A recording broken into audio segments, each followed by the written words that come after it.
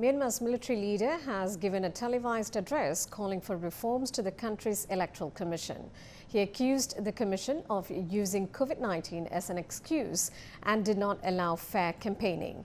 Authorities in Myanmar have declared martial law in 7 townships in the country's second biggest city, Mandalay. They say people are banned from protesting or gathering in groups of more than 5. A curfew will run from 8 p.m. until 4 a.m. The announcement comes after hundreds of thousands rallied across the country against the military takeover and the removal of Aung San Suu Kyi and other elected leaders. A similar declaration has been made in a township in Ayeyawadi, further south, and more announcements are expected.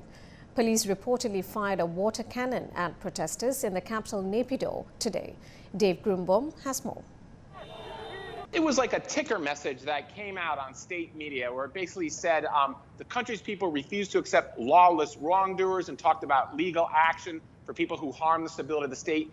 Clearly a message at the demonstrators, but at this stage it's unlikely to have a significant impact on the number of people who would come out. I mean, the point is, down the road, if people really felt a threat and this of lethal force at some point, would that have an impact? I mean, could you really picture 60,000 people like we had on the streets yesterday still coming out if they thought there was lethal force? Again, no idea when the military would get to that point and if they would go to that point and use it. I mean, they did use deadly force in 2007 and 1988, but the world is different now. It's so much easier to get visuals out to the outside world.